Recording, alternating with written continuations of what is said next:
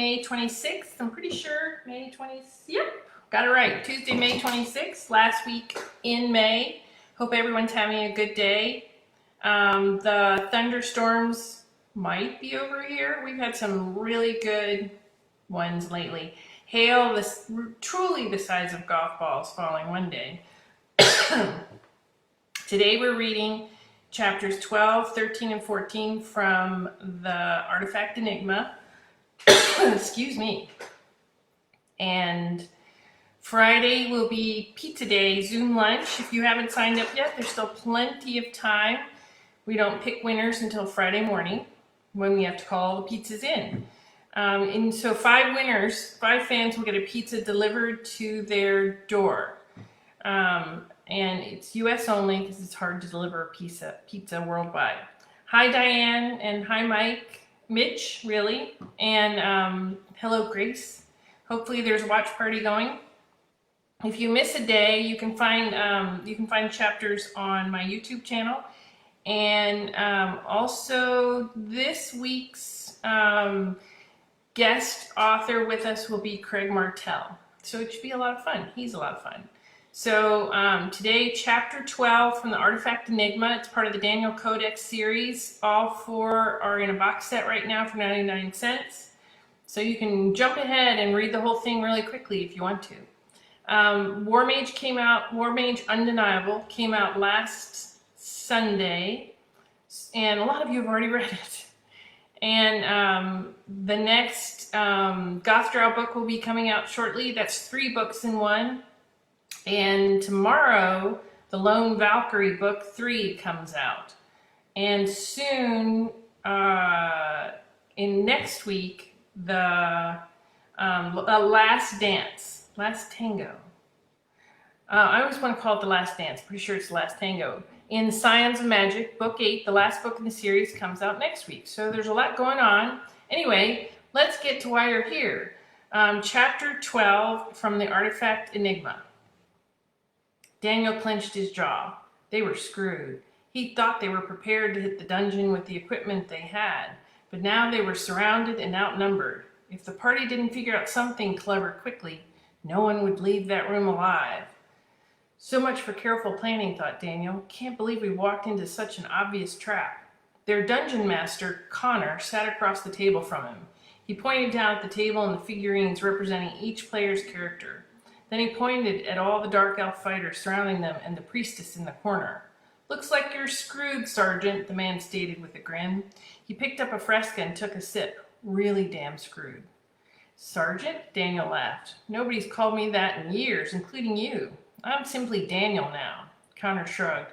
Guess I was just in a mood to think about the old days. Whatever happened to once a Marine, always a Marine? Now you're managing some antique shop for your Gramps. The gathered group of 4 men and a single woman laughed. They might be his friends, and they all still had security clearances, but that didn't mean they needed to know he worked for the CIA. They could have funded their government analyst jobs doing their thing without ever suspecting he was still in the intel game these days, albeit in a very different way. Some days one of these guys will think things through a little too much, and then I'll have trouble. But for now, I'll keep this game going as long as I can, thought Daniel. Nice to keep that one touch of normalcy. Well, as normal as D&D gets anyway. Daniel flipped Connor off. I don't have to take crap from some ex-chairborne ranger. I know you probably got a lot of medals for risking paper cuts back in the day there. Connor barked a laugh, and his fellow Air Force vet, Taylor, joined him. Don't be angry because you weren't smart enough to join the Air Force, Taylor chided. Or keep your clearance and get a sweet government job after you did your years. I don't know why you didn't. If you didn't want to stay in the game the whole time, do your combined 20 years, then retire so you can run the shop. Their other 2 friends, Lorelei and Juan, watched with smiles but didn't say anything. Daniel shrugged. I did my part for flag and country, and now I like the quiet life where I can call the shots. It's not so bad. I have you guys to come over and remind me of why I like selling antiques and oddities with the occasional touch of magic to random civilians. Not everything in life has to be about saving the world, you know. If you all love it so much, you would have stayed in the service and not run to the civilian side of things. I say all that, thought Daniel, but I can't even imagine what it'd be like if I wasn't working for the CIA on top of running the shop. This time, Lorelei laughed. The redhead eyed Daniel for a few seconds. If I never set foot on a ship again, I'll be a happy woman. You're right. We're all civilians now. But some of us are civilians who get paid more than others. You should be happy we all drag our asses over here to play with your boring ass. Juan picked up his Coke and took a sip. Man, how long have we been doing this now? I never thought I'd find a good group again, let alone one where I'd be able to play regularly. Gaming with all you guys, though? What are the chances? Daniel smiled. First Connor, now you. Someone been drinking nostalgia juice or something? Juan shrugged. Just time flies, you know? I used to think I would be a lifer in the army, and then I left after my first enlistment, got married, and now I got a kid. My plans changed, my life changed, my future changed. He pointed to the figurines. D&D's like the only thing I have left from the old days. I don't always think a lot about it, but when I do, it does feel like a big deal. The way everyone's acting, thought Daniel. You'd think they were drinking beer or wine and not Coke, Sprite, and Fresca. Oh shit, guess I should have been telling Connor to stay out of Pop's stash.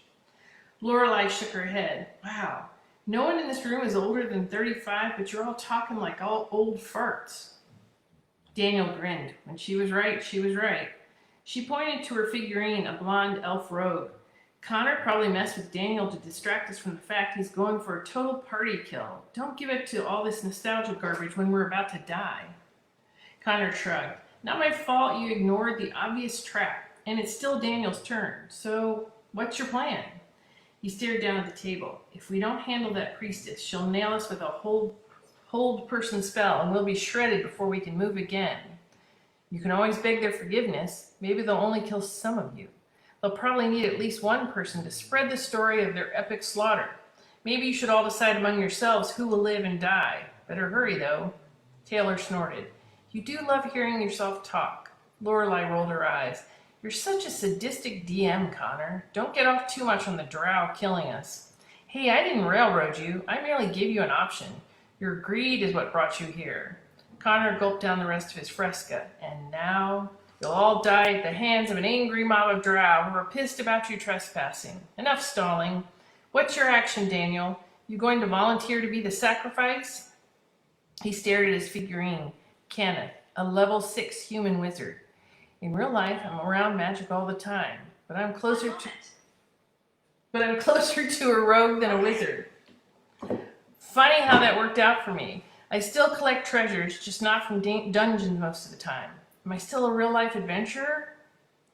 Daniel's brow furrowed, and he glanced at the distance between the various dark elves in the party. Time to apply some of the tactical awareness he'd learned in both the Marine Corps and the CIA. The drow have us surrounded, but they've only got a couple of them in the back. Taylor frowned. If we turn and run, they'll be able to stall us while the rest of them cut us to pieces, and that priestess disables us. They aren't weak enough that we can charge through them like a couple of goblins. Then we need to make sure no one can attack our backs. Connor smirked. And how will you do that? Daniel cackled. Screw it, fireball. I'll center it on the priestess. His current build put a lot of power into that fireball, but it'd be worth it with a good roll. If luck were with him, he could annihilate the enemy force. Connor pointed at the Kenneth figurine. But you're in the blast radius. Yeah, but only me. Our fighter, cleric, and rogue are all clear. I merely need to survive. He grinned. Why do you think I wasted feats on improving this one spell? Sometimes you need to be ready for that Hail Mary play to win. You son of a bitch, you planned this? Maybe not this, but a scenario just like it. It's like Juan said, we've played together for years now. It's not like I don't have a feel for your style. I'm not usually into mismatching a character simply to take advantage of something like that, but in this campaign, I decided to do exactly that and see what happened. Connor blinked and shook his head. No fucking way. Juan, Lorelei, and Taylor exchanged surprised glances. Daniel picked up his 6-sided dice and threw them down, one at a time, counting the damage. He'd not hit the maximum on all his dice, but luck had favored him, and he had a high count, more than enough to kill the Dark Elves if they didn't successfully defend with the help of a good saving throw by Connor. The DM picked up his dice and shook his head. I'll make you roll for your own damage last. That way you have time to sit there and anticipate how badly you'll fry yourself. He began to toss dice for the elves. Failure after failure followed. Oh, come on. The players all laughed, then cheered. Connor reached over and knocked the figurines for all the dark elves over. The DM had tried for a total party kill of the players, but now only the 2 drow in the back had survived. Let's TPK these enemies, thought Daniel. The DM smirked at Daniel. Don't get too smug. Too bad it's going to cost you, hero. Roll your own saving throw. He picked up his die for a saving throw. His character could survive half damage with a few hit points left from the blast, but if he failed this roll, he would end up deep fried. He threw. Success! A chorus of "oh" went up from the other players. Daniel grinned. Guess I lived to fight another day, but just barely. Connor scrubbed a hand over his face. You gotta be fucking kidding me. Oh well, you've still got the 2 drow in the back. Don't celebrate yet. He stared at the DM. Seeing me fry their entire group and their priestess didn't make them reconsider? It's not always that A woman screamed from the street. The veterans shot out of their seats, their heart rates kicking up. They rushed to the window and threw back the curtains. It was hard to make out anything in the darkness outside. Connor frowned. I can't see anything. What happened to the street lights? Daniel frowned. His friend was right. He'd been so focused on the game that he hadn't even noticed how dark it was outside. He headed for the stairs leading down to the main shop floor. The others followed. He stopped and opened the door, letting them take the lead, even though they expected a certain amount of ass-kicking ability from an ex-Marine, even an intelligence specialist. His current capabilities would go a long way to proving he wasn't simply a humble veteran shop owner. He needed to play the situation carefully, but there was no way he would let someone get hurt right outside his house, either. Good things Pops isn't around, thought Daniel. The last thing I need is for him to do something dangerous trying to be a hero. They sprinted through the shop floor, only narrowly missing knocking anything to the ground. Connor reached the door first and threw it open. He ran out, followed by Lorelei, Juan, and Taylor. Daniel brought up the rear. They emerged onto the street, their eyes taking a few seconds to adjust to the deep darkness. A woman struggled in the arms of a wiry, grinning thug. 4 others loomed over a cowering old man. Daniel frowned. It wasn't just any woman. It was Janine, the panicked florist he'd seen the other day, and the man was her father. My instincts weren't off. Pest control will have to come sooner rather than later if it's gotten this bad, thought Daniel. He looked up at the streetlights. They weren't broken, so the goons had used some sort of EMP. It was a little sophisticated for street thugs and more proof that this went beyond random muggings. The small gang turned their attention to the arriving gamers. Daniel looked back and forth. 5 on 5, equal numbers. The altercation in the grocery the other day suggested the men wouldn't be the greatest fighters in the world, assuming they were with the same group. But the rest of his friends weren't exactly special forces. Connor was lean and fit, and the others were in good shape. But they'd spent their time in the service doing intelligence analysis and related jobs, not kicking in doors and taking down terrorists. Connor pointed at the thug holding the woman. Get your hands off her, asshole. The man shoved the woman to the ground with a laugh. One of the others slammed a foot into the old man's stomach and he doubled over in pain. The first thug flipped Connor off. You better run back inside if you don't want some of this, bitch. You don't know who you're fucking with. Connor charged with a yell and Juan and Taylor rushed forward. Lorelei shrugged and joined the advance. So much for careful planning, thought Daniel. A bunch of gamer intel analysts should know better. The muscular thug threw a punch, but the former airman blocked it and managed a nice counter jab. Connor had a good reach on his enemy, even if he lacked the man's size. Juan took a solid blow to the face and stumbled with a grunt. Blood poured from a cut lip, but he managed to grin. That all you got? Man, they should have never let you out of mugger school, asshole. One of the gang members advanced on Connor from the side, his hands slipping inside his jacket to grab a gun. Shit, thought Daniel. The numbers are only even if I'm involved. My friends might be brave, but sometimes it's about knowing your limits. Daniel needed to join the fray. Sometimes a man simply needed to take a risk to protect his friends. Too bad I don't have a fireball to throw. He sprinted toward the gun-toting thug, the darkness and chaos making his movement less obvious. His target frowned and turned to face him. The agent feinted to the side and his enemy took the bait. A quick throat strike sent the man to the ground gasping. Everyone else was too busy with their own opponent to notice. A follow-up kick knocked the thug unconscious. Juan stumbled back from a few savage blows. The former soldier might be able to take a hit well, but he wasn't giving as good as he was getting. I need to give him an opening without being too obvious, thought Daniel. Daniel grabbed a stray rock from the street and waited until Juan's next attack. He hurled the rock at the back of his friend's opponent's head. The man winced and turned his head, which was a mistake. The distraction allowed the former soldier to tackle him to the ground and begin pummeling him. Connor headbutted his foe. The thug let out a loud groan and stumbled back, clutching his skull, but he shook his head and tried to stay on his feet. Daniel bowled into the man, sending him flying toward his friend. Connor brought his knee up on pure instinct. After a loud crunch, the thug's eyes rolled toward the back of his head and he fell to the ground. Shit, nice, thought Daniel. Lorelei had a strong chokehold on her enemy, but Taylor lay flat on his back groaning. The agent rushed over to the man standing over him. The thug threw a couple of quick punches and Daniel didn't block them. A little blood on his face would make a nice cover for later. He let out a few exaggerated grunts as the man nailed him on the side of the head and the chest. "Call the cops," he shouted. Everyone went reflexively for their phones, taking their attention off him. With the witnesses occupied, he ended the fight quickly, dodging the next blow and laying the man out with 3 savage strikes. Daniel spun, looking for signs of enemy reinforcements or snipers. No red dots, no glinting in the distance, and no heavy footfalls. There were only 5 unconscious thugs and a lot of heavy breathing from the gamers. "Cops are on their way," Connor called, hanging up his phone. Everyone realized the futility of tying up the lines and excused themselves, hanging up their phones. Daniel jogged over to Taylor. "You okay?" The other man sat up and rubbed his eye. "Yeah, just hard to fight when it's so dark." Closing sirens sounded in the night. The florist and her father smiled at the group. The woman wiped away a tear. "Thank you so much. Those men came out of nowhere and demanded we give them money. The other day, one of my customers called to say they couldn't pick up a big order because they'd been mugged. What are the cops even doing? This used to be a nice neighborhood." Connor slammed his fist into his palm. "Too bad for these morons there happened to be a party of heroes nearby. That'll teach the muggers. We probably stopped a bunch of attacks for the next few weeks." The others all nodded and murmured their agreement, but Daniel was frowning. The woman smiled and helped her father up. "Thank you," the old man muttered. "I don't know what we would have done without you." There's no way they would plan to take over the neighborhood with only 6 guys, thought Daniel. This was simply more recon, defense probing. Between this and the grocery store guy knowing who I am, that means there's someone with half a brain behind these guys. His gaze drifted to the disabled streetlights and back to the defeated men, worn but casual clothing and no obvious gang colors. If they were led by someone smart, they wouldn't mention anything to the cops.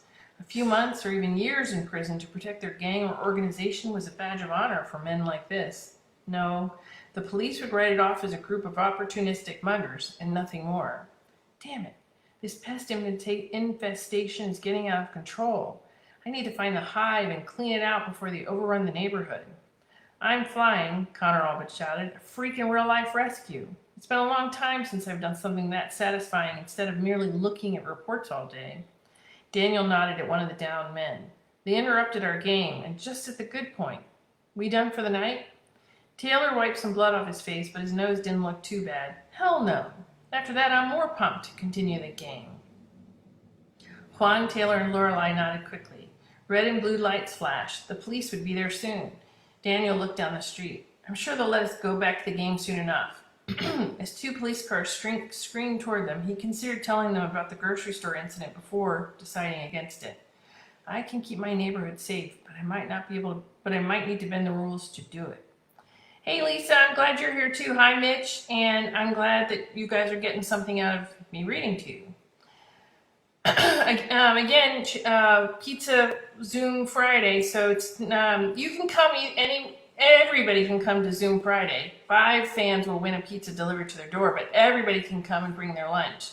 And Craig Martell will be our guest this Friday. But for now, on to chapter 13. The next morning, thoughts of the neighborhood had to be pushed back as Daniel stepped out of the elevator and headed toward Timothy's office. Stopping regular criminals seemed almost a trivial problem in comparison to his worries at the CIA, where every mission had implications for not only the country, but the stability of the world. Jack Buckley all but jumped out from behind a cubicle wall. Daniel clenched his fists and took a battle stance before he even realized what was happening. The other agent chuckled and rubbed the back of his neck. "Touchy, huh? Not getting enough sleep? Dreaming too much of sexy elves saving your ass?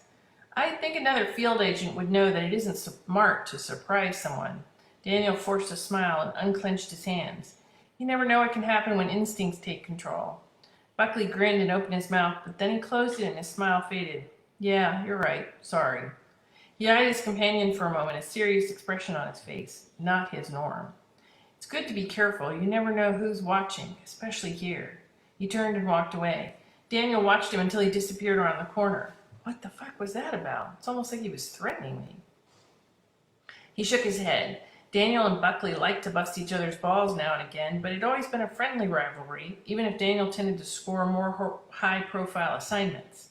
If the other agent was getting jealous, that might end up causing trouble down the line. He can put on his big boy underwear and deal with it, thought Daniel. Or maybe I'm reading too much into what he said. I'll worry about it later. I'm not here to have a dick measuring contest with Buckley. I'm here because Tim needs me. He reached his mentor's door and found it was already open. Tim looked up from his desk. Come in and close the door behind you. Daniel entered with a nod. Your text said you needed to talk to me. I'm assuming this is about the mission you had for me? No one else has tasked me with anything, so you've got good timing. He closed the door quietly behind him with a click. The older man shook his head. This is less a mission and more a request. What do you mean by that? Is this the part where you asked me to pick up your dry cleaning? He laughed. Timothy frowned even deeper than normal. He picked up a rubber stress ball from his desk and started squeezing it. He usually doesn't respond so poorly to jokes, thought Daniel. What the hell is going on? There's a man in Vancouver, a very wealthy man, Timothy began, and it's come to my attention that he's keeping a dangerous artifact, a nozzle. Even though he isn't a complete piece of shit, there's no way he should hold on to something like that artifact. It's a danger to him, his city, his country, and the world. Daniel leaned forward. Oh? What's so special about this nozzle? What does it do? Right now, nothing. But my sources say it's a piece of something else far more dangerous. This isn't something we can let some arrogant asshole hoard in his penthouse. The security of the country and the world might be at stake because someone wants to have a neat talking piece for his next dinner party. Timothy grimaced. And this needs to be handled sooner rather than later. I don't get it then. Why isn't this simply a mission? From what you've told me, why not ask a couple agents and supports to go recover the damn thing? There are some things you're not currently aware of, and I can't tell you. The older agent gave the stress ball one last squeeze before tossing it onto his desk with a grunt. For now, you'll have to trust me on this. This is something I need to look into without the company getting too involved. Even if I were to try to make this a formal mission, resources wouldn't be officially authorized. I need you to do what plenty of CIA agents have done throughout history. I need you to do something a little shady off the books to help protect the peace of your country and the planet. Daniel arched a brow and took a deep breath. His mentor had a career that spanned years, both before and after the full return of magic. The fact that he was still around at all was a miracle in itself, and a testimony to Timothy's personal determination and intelligence. How off the books? Asked Daniel. Are we talking no formal support from the CIA at all?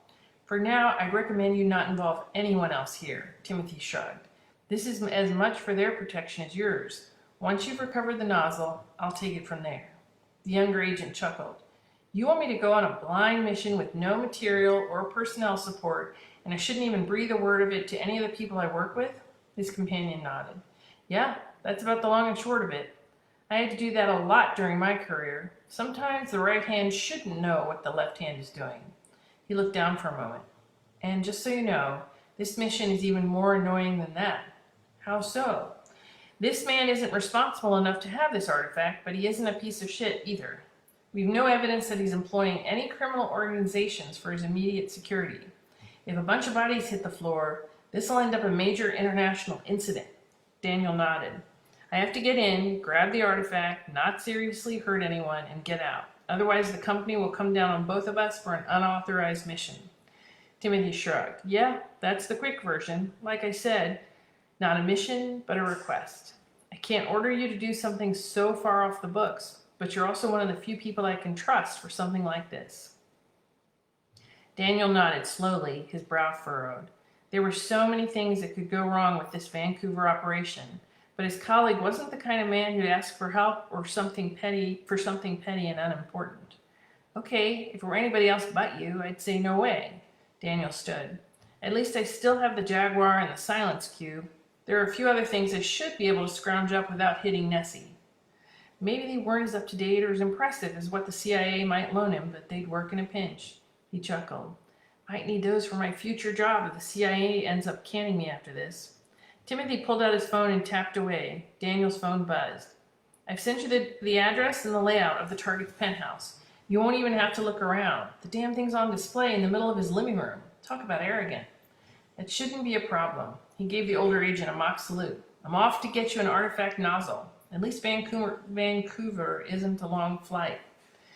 Timothy managed something resembling a smile. It unnerved the younger agent. Thanks, Daniel, and be careful. I always am. Well, mostly. Daniel stepped out of the office and closed the door. Ronnie's broken more than a few rules at times, thought Daniel. I might be able to persuade her to play the eyes and ears for me off the books, so I'm not working this totally solo. He shook his head as he headed toward the elevator. No. It wouldn't be fair to put the woman in that position. She was already nervous enough, and she didn't need any more stress. I'll have to think of it like any other side job I might do for the shop. I can work those by myself, so surely I can steal one little nozzle without help. Most people misunderstood security. They focused on gadgets or artifacts. But true security was about people, not items. The problem with people was that they were suspicious and their little brains wanted to pattern match threats. Something out of place would poke at the back of their mind until they were forced to pay attention. In most circumstances, this helped them survive threats. But providing a pattern could force a simple pattern match, and that was easy to use to a man's advantage. Daniel straightened his tie as he stepped out of his parked car beneath the massive condo tower. He'd waved off the valet in front of the building with a dismissive and arrogant glare earlier. Better to fake being a suspicious rich asshole worried about his precious vehicle than have some poor guy working for tips press the wrong button and discover the Jaguar was far more than merely an expensive car. They make me practically sign on every paperclip, but they let me keep this car in my own private garage. Funny how bureaucracy works, thought Daniel. He arrived at an elevator and punched the button for the lobby. With his blonde wig and blue contacts, he looked like a different man. All the more important on a side job that had him stealing something without permission from the company. If anything went wrong, it'd help if law enforcement in Canada didn't come straight at him or request his extradition. His face putty would help thwart facial recognition algorithms later as well.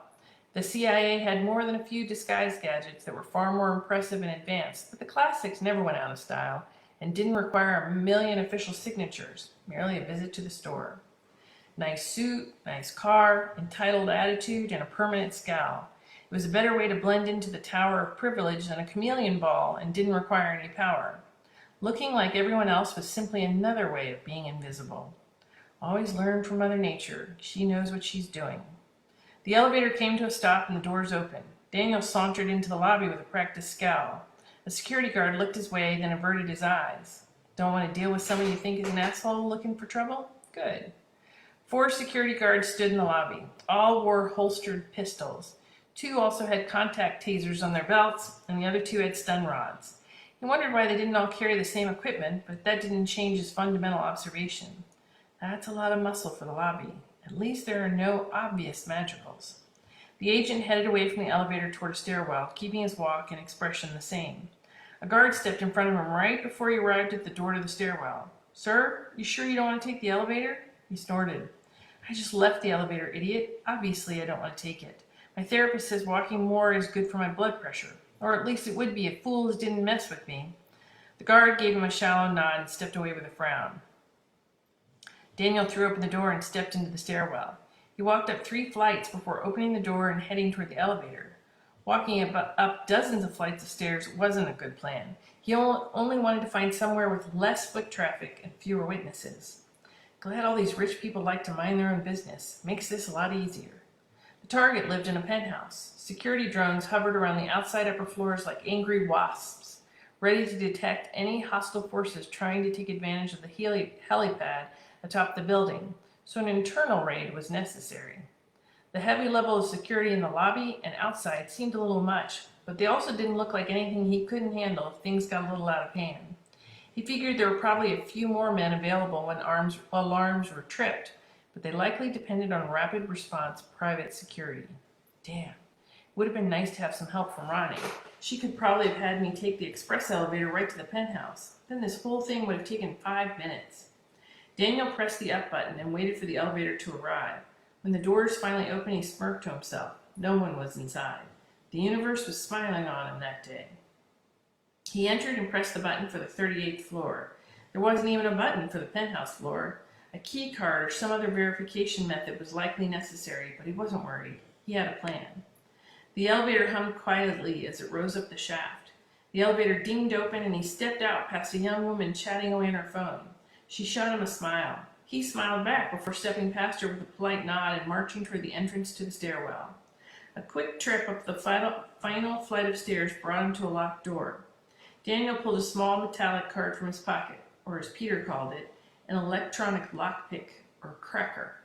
His personal version lacked several capabilities associated with the company's version, but he wasn't breaking into a military base or secure research facility. I hope I don't have to go back down to the car to get explosives. He waved the cracker over a small panel by the door. The panel buzzed. He tried it again. Come on, work, damn it. The panel beeped and the door clicked open. Finally. Daniel pocketed the card and stepped into the hallway leading to the penthouse. A frowning guard jogged his way. Personal guards up here too? Damn it. The agent tried not to frown. He knew the owner of the penthouse wasn't there. The man had been driven away in his limo 15 minutes before Daniel parked. That was why he had risked the entry. Can I help you, sir? The guard asked. Daniel heaved a melodramatic sigh. I'm here to perform a pre-inspection of the backup emergency lines. Your boss sent a complaint to my company about a recent malfunction. Something about an incident? The guard furrowed his brow, looking him up and down. I wasn't informed of any inspection or an incident. You're some sort of repairman? No, I'm some sort of manager of technicians. He scoffed. How new are you? The guard's face twitched. Well, I started a couple weeks ago, but I've been extensively briefed. Daniel snorted. Not well enough. Now move aside. I've got a half dozen sites I need to pre-inspect today. The guard frowned. Sir, I can't let you in there without prior authorization. The agent pulled out his phone. I hope you enjoyed your job. You're not going to have it long. I'm on a tight schedule and I don't have time for this crap. He locked eyes with the guard, pouring every ounce of arrogance and confidence he could muster into his gaze. The man groaned and scrubbed a hand over his face. Okay, just come with me. He headed down the hallway. Daniel reached into his pocket to pull out an EMP emitter and jammer. These were shorter range than what he was used to working with, but they'd do for the immediate situation if necessary. The other man waved a key card over the security panel, then pressed his thumb against the silver DNA scanner pad. With a harsh buzz, the door unlocked and he opened it. Daniel followed him inside and closed the door behind him. He reached into his pocket and activated the jammer. That takes care of the reinforcements. Multiple white leather couches, chairs, and love seats filled the living room, all surrounded a long glass table. Floor-to-ceiling windows provided a gorgeous view of afternoon Vancouver. Daniel chuckled as he moved toward the living room. A large glass display case in the center contained the nozzle. It was nice to have a job that didn't involve him having to search every nook and cranny for the artifact. That arrogance will cost you, pal. The guard frowned and pulled out his phone. You do what you need to do, but I still need to call this in. There are procedures, and it's not like you'll pay my rent if I lose my job. Yeah, you do what you need to do, and I'll do what I need to do. Daniel stepped past the guard, then spun and put his arms around his neck. A little pressure to the arteries, and the man was unconscious in seconds. The agent laid him on the ground and bound his hands with zip ties. Now on to the job. The nozzle appeared to be made of blue-black metal covered with mottled banding. The agent had no idea what the material was, but all he needed to do was get it to Timothy. Daniel frowned as he moved closer. Strange glyphs were embossed on the nozzle. Although he couldn't read them, he'd seen a few of them on the Munich reality gun. What the hell does this thing have to do with that gun? What's going on here? He shook his head and pulled out his cracker. He looked for an interface panel but couldn't spot anything. The guard groaned and stirred. Should have held the choke longer. But he's all tied up, so no problem, thought Daniel. The man glared at Daniel. Doesn't matter that you got in here. You're not getting out of here, asshole. The agent chuckled as he continued to examine the case. I admire your confidence, but I've jammed everything. No one's coming to help you, and I'll be gone before you can call for help. The guard grinned. You think you're so smart, don't you? Smarter than the average bear, sure, Daniel frowned. Loud footfalls sounded from outside. Damn it, a patrol? Someone knocked loudly on the door. You in there, Smith? Intruder, the guard screamed. He smirked at the agent. Daniel sighed and shook his head. Dead man switch? Nice. Since the subtlety train has left the station, it's time for everyone to jump off. He grabbed a nearby brass bookend and smashed it against the display case until the glass shattered. He pulled out a handkerchief and sent a silent prayer of thanks that the nozzle was small enough to wrap up in the cloth. There was no way he wanted to touch something that might rearrange his DNA with a strange thought. The door flew open and several guards rushed in, all holding stun rods. The man on the floor laughed. "You're dead meat." Daniel leapt over a couch as he yanked a flashbang out of his pocket and threw it at the guards. They jumped out of the room, convinced it was a normal grenade. "Sorry, SAD, sometimes the classics are all you need." The flashbang went off and the guards groaned and flailed around, clutching their eyes. The agent rolled as he hit the ground and bounced back to his feet. He rushed toward the door and jumped over the moaning men to reach the hallway. The scuff and thump of heavy boots filled the air. He glanced to either side. More guards rushed him from both directions, their stun rods raised in menace. What the hell? This guy is a small army working for him. Daniel ran back into the living room and slammed the door shut. He whipped out an EMP emitter and pressed the activation button. He'd need to replace his cracker, but his shielded phone would survive. The lights died, but sunlight continued to stream in through the windows. The guards banged on the door, the sophisticated electric lock now working against them. The agent grinned at the guard. "A little smarter setup than I anticipated, but not smart enough." The bound man laughed. "There's no way out, asshole. You let me go right now and surrender, and maybe you'll get out of this by only going to jail." His colleagues continued to thud against the reinforced door. The dull, hollow echo suggested it was a thin wood veneer over metal. Paranoid much? Worried about random people breaking in and stealing your artifacts? Daniel headed over toward the window and unlatched it. No point in worrying about alarms with all the guards trying to break into the penthouse. The guard on the floor laughed. "What are you going to do? We're almost 400 feet up.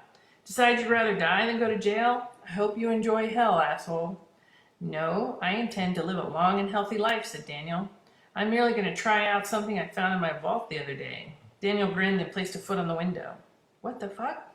Wood and paint flew from the wall as several bullets blasted through. Metal door, but only wooden walls. Someone hadn't been thorough enough. The outside guards continued to fire, blasting a hole in the wall. The agent laughed. He could only imagine how their boss would feel when he came back to find his artifact missing and a new hole in his wall. "See you around." With that, he saluted and leapt from the window. He hurtled toward the ground. At that height, he had less than 6 seconds until a very painful and sudden splat. Daniel yanked a small white pyramid out of his pocket, squeezed it, and threw it down. Man and pyramid continued careening toward the cement below. The object hit first, inflating in the blink of an eye into a soft cushion several feet deep. His face and body pressed in about a foot when he hit and began to dissolve a few seconds later with a hiss and pungent odor. "I would have preferred a parachute, but that worked." He chuckled and rolled off before rushing toward the slope leading to the parking garage. Several people stared at him, their jaws slack and their eyes wide. "What? Never saw a man jump 39 stories before?" He vaulted over the parking arm, the stunned attendant saying nothing. A sprint brought him to the Jaguar, and the key fob had the car running before he arrived. Daniel slipped into the seat, slammed on his seatbelt, and reversed with a quick screech of the wheels. He accelerated toward the parking arm, then slammed on the brakes, offering the attendant a bright smile. At this point, the security guards were probably still in the elevator. He wasn't sure if his EMP had enough range to disable all the electronics on the floor. The agent rolled down his window and continued to smile at the parking attendant. "You can't stop me, so I'll escape either way. If I slam through this, it'll be me escaping and property damage on your watch. What'll it be, pal?" The attendant sighed and pressed a button. The arm rose and Daniel accelerated out of the garage and around the corner. A few blocks away, he reached into his pocket. The handkerchief-clad nozzle was still snug and safe. Not my most subtle exit ever, but it worked. He pulled the nozzle out and set it on the passenger seat, still careful not to touch it with his bare hand. Definitely some of the same symbols, but what the hell does it mean? Daniel shook his head and turned down a side street. "You've got a lot of explaining to do, Tim." And on to chapter 14. And Lisa, you have the dentist ready, which is also a necessary thing to do. But you're here now, and that's what's good. So chapter 14 of the Artifact Enigma of the Daniel Codex. The whole box set is out there right now at 99 cents if you want to jump ahead. Daniel stepped off the elevator, a forced smile on his face as he headed toward Ronnie's desk. He glanced around. No one was close to her. Good. This was one time that her low profile would really help him. There was an obvious mystery he needed to solve, and it was time to start utilizing all his resources. It took another few seconds to search for Buckley. Even if he wasn't near Ronnie, the man might march over the minute he saw Daniel. This was one time he didn't need the other agent looking over his shoulder. No sign of him.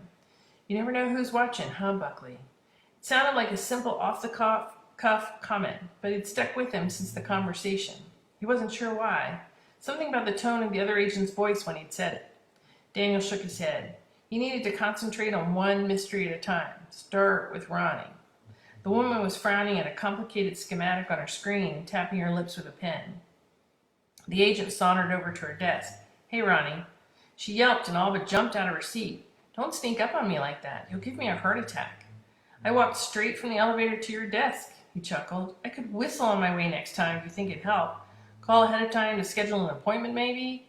Ronnie sighed and brushed some dark hair out of her eyes. Sorry, I was really into my work. I get so focused that I block everything out. Did you need something? I wondered if you're interested in a little treasure hunt. He smiled. She furrowed her brow. What do you mean? I haven't heard anything about a mission. They usually brief me long before I talk to an agent. This is kind of an unusual situation. Daniel leaned over her desk and smiled. So you haven't seen it yet? Seen what? A few minutes ago, I sent you a picture of an item I recently recovered on a job. It has some symbols that I'd like you to look into. He glanced around the room. A few other agents chatted in the corner, but no one looked their way.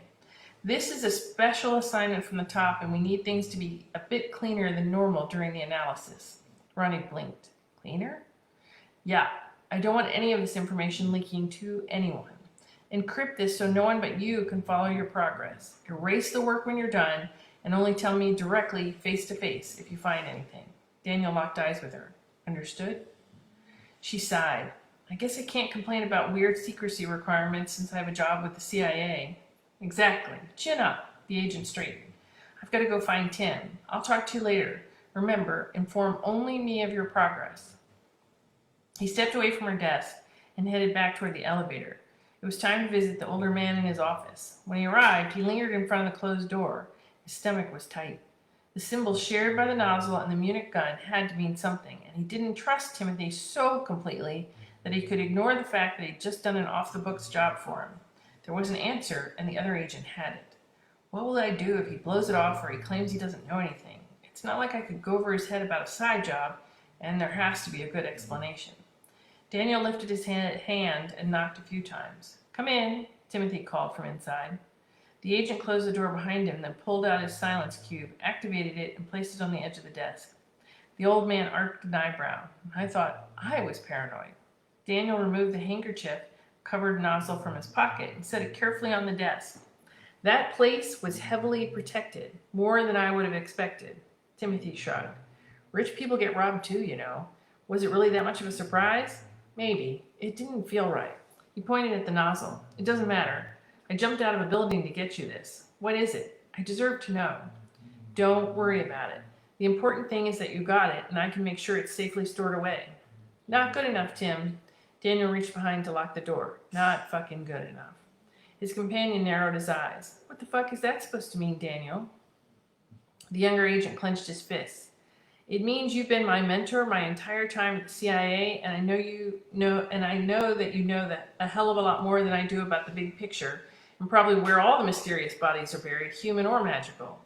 Daniel shook his head and dropped into the chair in front of the desk. I also know that whatever you might have done at times, you've always worried about protecting the country first and foremost. Then why are you acting like I pissed in your cornflakes? Tim threw up a hand in frustration. Daniel pointed at the nozzle. I'm tired of dancing around shit. The symbols on that artifact. What are they? Timothy's face twitched. Just symbols. What of it? I've got a hunch they're a lot more than that. I don't think my little trip to Vancouver would have needed to be off the books otherwise. If you ever want me to help you again with this little side project of yours, then you need to level with me now. I'm tired of people not telling me everything, especially when I'm putting my fucking life on the line. If you don't tell me the truth right now, I'll stand up and walk out of here. Maybe I even ask up the chain about this. The older agent shot out of his chair, his jaw tight. He paced back and forth behind his desk, running a hand over his smooth-shaved head. Ever think that maybe it's for your own good? A lot of evil's been done after people utter that phrase. Daniel's agency phone chimed. He pulled it out of his pocket, unsurprised that it was a message from Ronnie. Some weird alerts on this thing. Don't worry, I covered my tracks, but someone's interested in knowing who is checking it out. A few more seconds before the phone chimed again. Oh yeah, face to face. Sorry, talk to you soon. Something important? Timothy asked. Daniel gave him a hungry grin. I don't know, maybe. All I know is that I'm getting a little fed up with risking my life for secrets no one will even bother to share with me. His companion snorted. You picked the wrong damn career then, son. He slapped a hand on the desk. Don't screw with me, Tim. You sent me off the books to go grab that thing, which means you don't want anyone else knowing about it. If I'm risking my life for side jobs, I at least need to know the damn reasons. He shook his head. That nozzle isn't simply a random knickknack some rich guy was collecting, so fucking tell me the truth. Stop insulting me with crap about how it's for my own good versus merely covering your ass. Timothy blew out a breath. He stopped pacing and sat back down in his chair, then reached into his desk and pulled out a small action figure, a Ninja Turtle. It'd long since lost its weapon and colored bandana, so Daniel couldn't be sure which one it was. What the hell? Why is he getting out a toy? Oh, right. Daniel frowned. Wait, I've seen that before. It's one of Ronnie's, isn't it? Yeah. Don't think I don't know about her own little off-the-book experiments. The older agent pointed at the mirrored cube sitting on the edge of his desk. That's blocking sound, but it's not blocking everything. This will make sure that even if people have visuals, they can't read our lips later. If you're going to be paranoid, might as well be damn thorough about it. He pressed the back of the shell. Daniel took a deep breath. Are you finally ready to tell me the truth? Timothy shrugged. Before I do that, I need to make sure you're ready to hear the truth. The unsettling truth that might make it hard for you to sleep at night. I'm a spy. I'm all about finding out the unsettling truth so normal people don't have to worry about it. Come on, that's bullshit and you know it. We're here to defend the country. Sometimes that means finding out the truth, and sometimes it means burying the truth. We've both done our fair share of that in our time with the company. Daniel scoffed. And is that what you're doing this time, burying the truth? The older man slumped back in his chair. No. But there are a lot of people out there who want to, and that's the problem. Once I tell you this, there's no going back. If you're worried about doing an off-the-books job, you can't walk this path. You'll end up like me and have to keep a lot of secrets, even from people who are supposed to have your back. Knowing all that, you still sure you want to know? It's not too late to stand up, walk out, and forget everything you've seen. You did for the job for me, and I appreciate it. I won't ask you for anything else. You simply have to leave and forget any of this ever happened. A memory of the twisted body in Munich floated into Daniel's thoughts. He grimaced. I have a few of my own secrets too, he thought.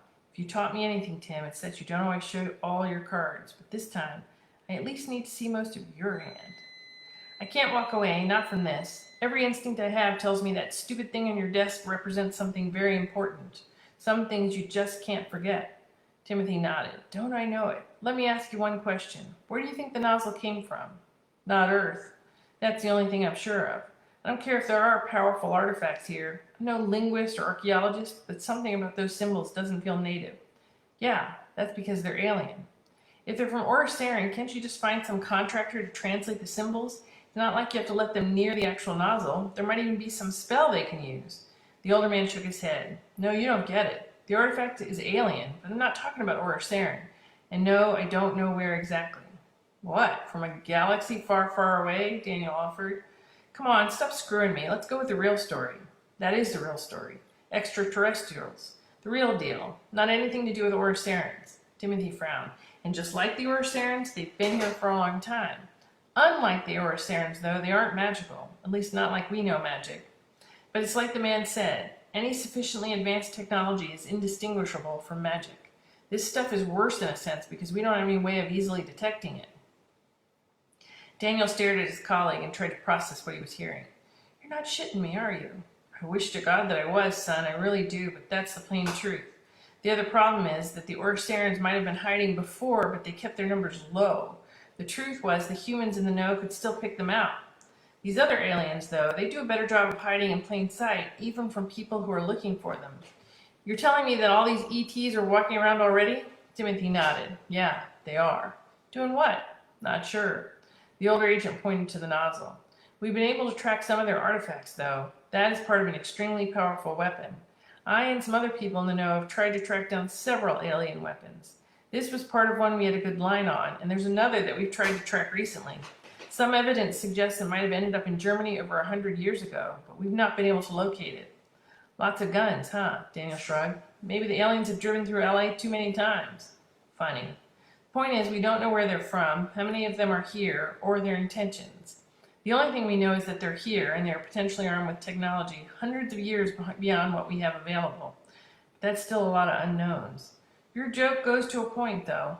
On a planet filled with guns and nukes and now magicals, maybe it isn't crazy to pack an alien blaster or two. Timothy rubbed the back of his neck. Daniel sighed and nodded.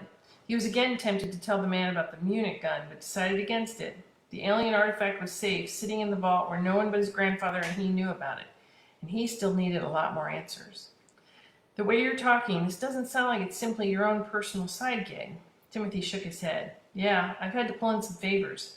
But this isn't my solo show, and I'm not the only one running a little research project. I have some issues with how some of this is going down in general. The younger agent frowned. What are you getting at? There's a hidden group within the CIA. They report directly to the president. Their primary mission is to acquire the knowledge and materials necessary to support the successful integration of the country and ultimately the world, to even protect other worlds and dimensions. But they believe that aliens aren't merely watching, but that they're already interfering with things. Politics, economics, that sort of thing. Daniel shrugged. Maybe this hidden group is right. Timothy frowned at the nozzle. They could be, but it's a lot of assumptions. Think about how damn lucky we've been with Orisarin. Some strange world shows up with magic? Not everybody was comfortable with them, and a lot still aren't. You should see some of the plans I've seen. He sucked in a breath. There was even a plan considered for a few years to detonate a few nukes on an island to remind the Orosarians what humans could do. More than a few people were advocating a first strike, talking about how they would flood our skies with dragons and take over Earth. There was talk about grabbing every magical native to Earth and trying to convince them to open portals to lob nukes through at Orisarin. The younger agent scoffed. They were going to war with Orisarin? More higher-ups than you would have expected, he shrugged.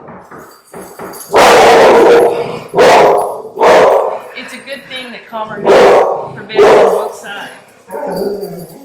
The problem is the hawks are always there, and the worst thing you want to do is hand somebody a nuke equivalent and let him think it's okay or even necessary. Leela. He nodded at the nozzle. There are some things our government should have, like the weapon this belongs to. The Hawks want to arm the country to take on the aliens.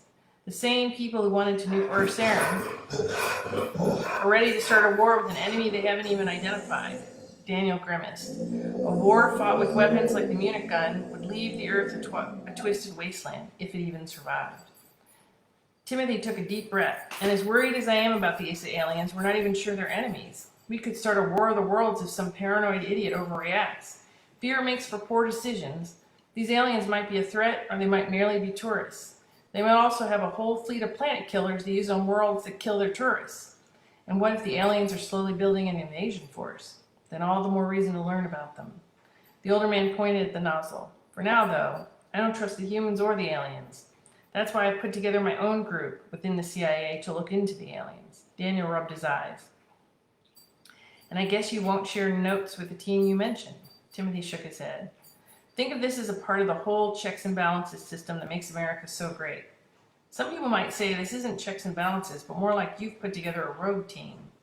The older agent shrugged. And the founding fathers would have been hanged as traitors if they lost the revolution. I'm doing what I need to do to protect my country and the planet. If it costs me in the end, then I don't care. I'll die with no regrets. Daniel took a deep breath. This is a pretty aggressive and dangerous plan. His companion shook his head. Not if we're going to survive the coming storm without losing a bunch of cities. He rubbed his chin. Let me ask you one question. Why did you join the CIA? To protect my country and its citizens. That's what my group will do. The question is, do you want to grab magical tchotchkes for the rest of your damn life, or do you want to save worlds? Daniel glanced over his shoulder to confirm the door was still closed. Worlds, plural? Yes, worlds. We're connected to Orisarin now. If things go south, they'll be in the line of fire too. I might not trust all the magicals, but they haven't gone to war with us, and they've been part of our communities, our lives, for hundreds of generations. The younger agent furrowed his brow and looked down. Doing a side job without the company knowing was one thing, but participating in a fully independent rogue team wasn't merely brushing against the line, it was jumping yards past it. Daniel blew out a breath. How the hell will this even work?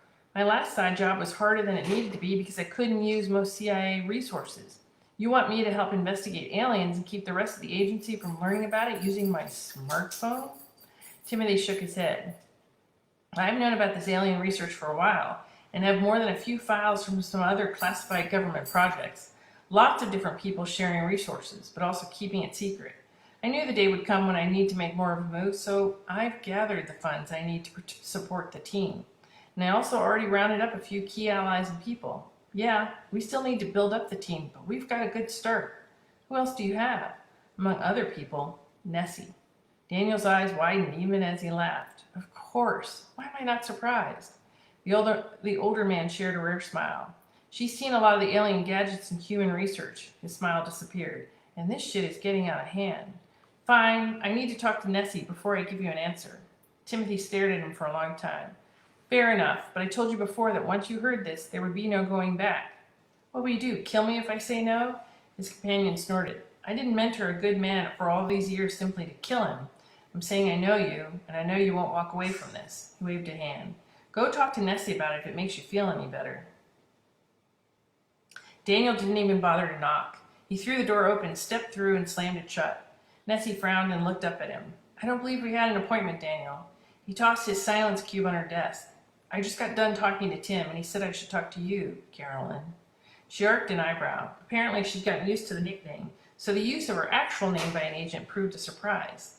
The woman frowned and glanced down at the silence cube before reaching into a desk drawer and grabbing something. Daniel's stomach tightened. Be damned embarrassing if I ended up shot to death in CIA headquarters. When she sat up, she wasn't holding a gun, but another Ninja Turtle. What's this about, Agent Winters? Nessie emphasized his title and name. Aliens among us, and not the kind with magic. Daniel shrugged. Tim sent me to Vancouver to recover the nozzle to some sort of weapon. When I pressed him, he spilled the beans. They told me you were on his team and I should talk to you. Nessie snorted. I'm surprised to see you acting so stupidly about this. Huh? You should have waited to talk to me. She nodded toward the silence cube and the Ninja Turtle.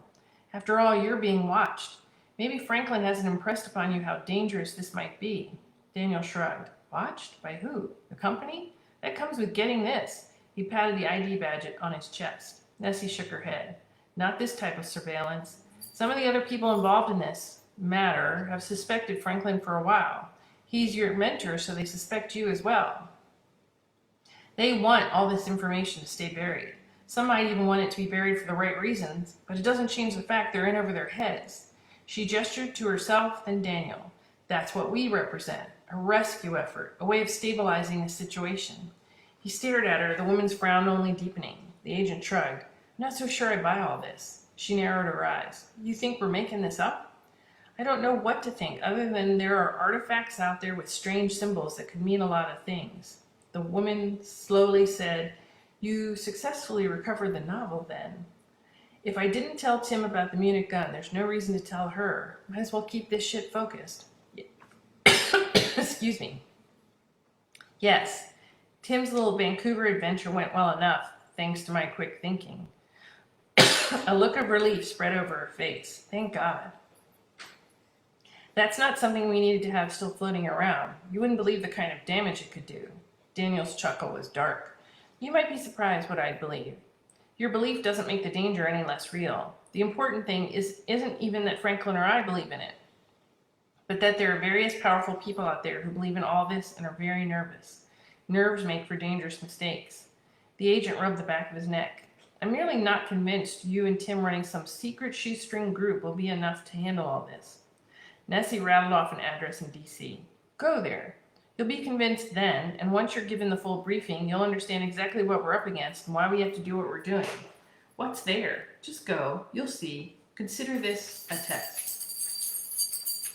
And that is enough for today. Those were long chapters. Tomorrow, chapter 15, 16, and 17. And I hope you all are having a good day. And I hope this helped Lisa with some of the lonely times. We are all here for each other. You know, if you're not in the fan groups, go there. There's lots of people chit-chatting back and forth. We have an eternal gratitude list that you can add to, because, you know, what you focus on is what you feed, and it's what grows. And if we can remind ourselves of what's going right, it can help. I am going to go play with Leela and do some more writing. I hope you have a good Tuesday, and I will talk to you all tomorrow.